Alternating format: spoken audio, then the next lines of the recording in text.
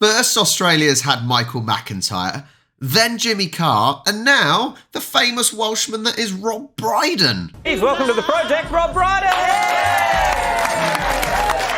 Hello. Thank you for coming in. My pleasure. Thank you for having me. It's lovely to meet you. It's lovely to have you in the flesh. How are you enjoying your time in Australia? I love it. I love it. I love it. I'm like a broken record. This is just such a gorgeous country. I mean, it's freezing cold back home at the moment. So, you know, my Instagram pictures are not going down well. It's so true.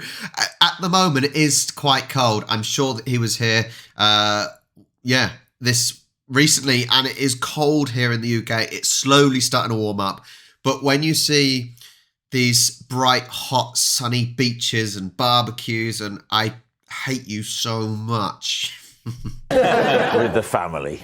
Have you been up to anything? Yeah, we've been well, hither and yon. We started off in New Zealand. Yeah. And That's not Australia. I know that. I know that. I'm a bit of an idiot, but not a full idiot. We started there, and we've been to Canberra, and we've been to Sydney and Brisbane, and in Melbourne now for this weekend. Just loving it, doing the usual things. I've been before, but a lot of my band haven't. So it's great to be the person that introduces Australia. You took your son to an AFL game recently? Well, is that right? we went years ago, and AFL, if you don't know it, if you're British, it's very odd. Now, answer me this. Are all the players young offenders? Or is it just some of them? Or is it just the look? And then the rules of the game. Yeah. Because if you don't know it, to me it looked like a bunch of rugby players had got drunk and were trying to play Quidditch. I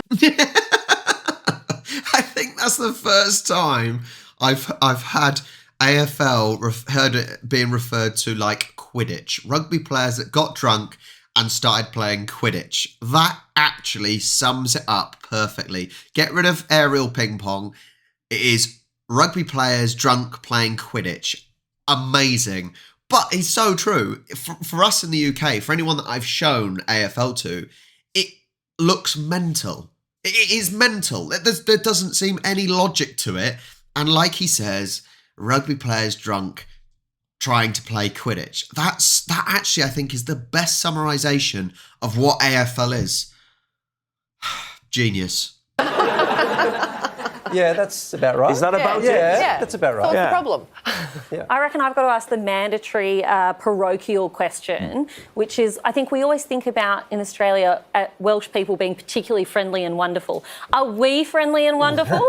Well, you are a very, very friendly nation. I would say, if we're talking about Australian men, there are different types. There's the easygoing, you know, the no worries, easy airs. That's not Wallies. Couple of them right here, I think. That is typified. My wife and I drove in the Blue Mountains a few years ago, and there was a fire station.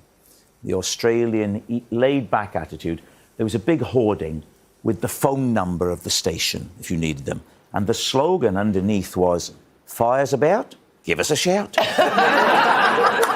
Which is a little too relaxed for me. And then there's the sarcastic Australia. Now that's a well-known thing. We took a coach trip from Sydney to Newcastle. We got on crack of dawn. The guy said, "Welcome aboard, ladies and gentlemen." Now, a bit of bad news. I'm afraid there's been a pile-up on the highway, and we're going to take an extra 2.5 hours. And you could hear people, and then he went, "I'm only joking with you, ladies and gentlemen." We couldn't. And then there's the very direct Aussie, the no-nonsense Aussie. Last time I was here, because Australia makes you feel young, you see, because of the sunshine, I bought some expensive jeans.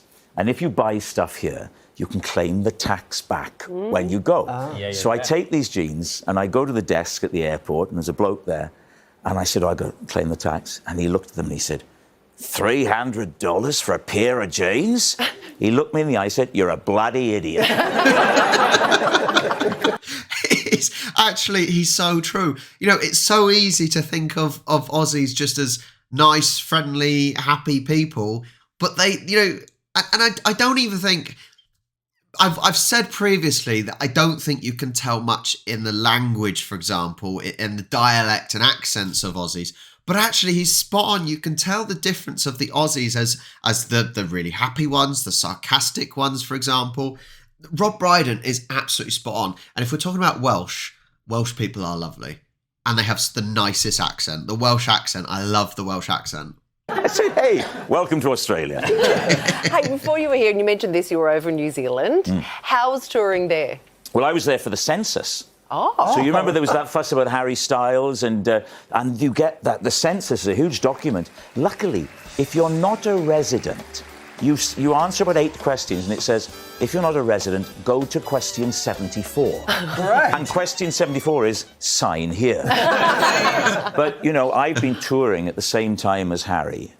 You know, different audiences, I think is fair to say. You've got a real British invasion. Yeah, me and Harry. It reminded me, years and years ago, I was with, bless him, George Michael on a show. And I said to him that many years ago in Wales, I saw Wham perform live on stage. And he said, oh, in Swansea, he said, yeah, he said, that show smelt of wee-wee, he said, right? And I thought that was a little bit offensive. He said, no, they all did in those days because it was a teeny bopper thing and the girls couldn't control themselves. Oh, so his memory of that tour... What? Now, I said, George, I have a similar thing at my shows, but with the age of my audience, it's for a very different reason.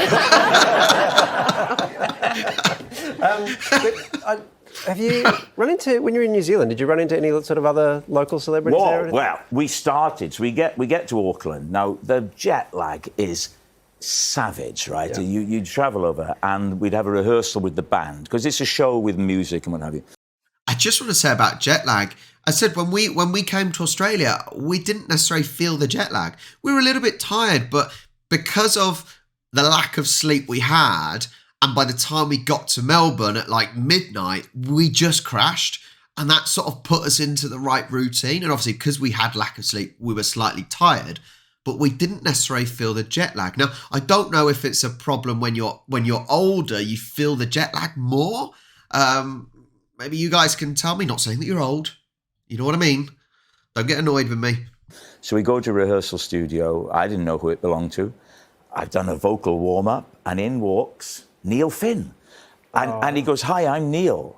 And I said, oh, how are you doing? I thought he just happened to be there. He is. Just happened to be here. Well, his hair as well. He's going to win the award. I sent that to my brother. He said Marty McFly and Doc Brown.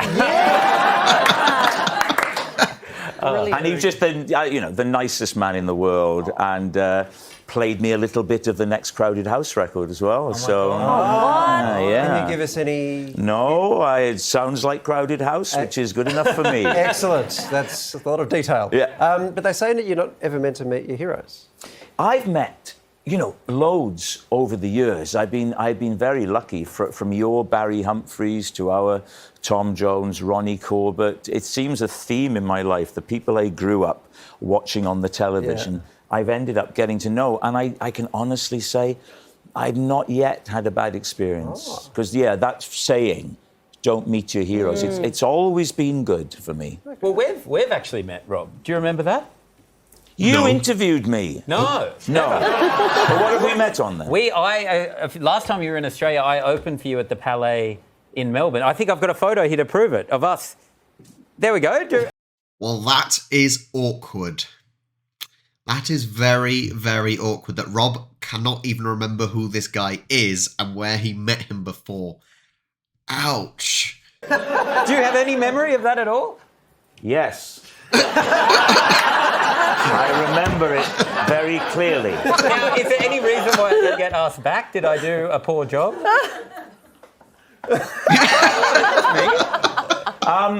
There's no support on this tour because it's a show of two halves. Oh, okay. So there is a reason. I did that badly. You got rid of support altogether. No. I had a few supports in the last tour.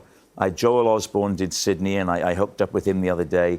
And, so you catch up with the people. No, that's okay. I know my place. It's totally fine. I knew you looked very familiar as I sat here. I've got that kind of face. I just thought, he's just a good-looking guy. That's There we go. He's redeeming himself a little bit here. And I've seen him somewhere because he just looks great. Oh, wow. Okay. I've got to jump in because I am a massive fan of your impressions. Yes. And I'm not even going to make a request. Okay. Surprise us. Can you surprise us? Oh, okay. And if He you is anyone good. but yourself. What would you like? Maybe your favourite supporting comedian that you've ever had.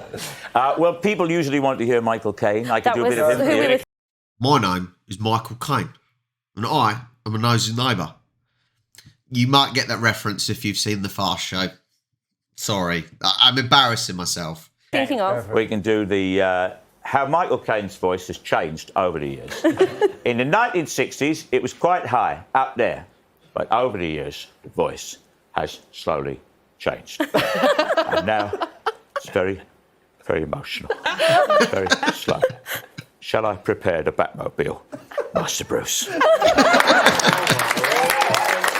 Oh, he's good. It's so nice to see you again. It's so nice. We had such a great time. We Do had you a remember? great, yeah, of course. It's all Those coming great back chats now. we had. I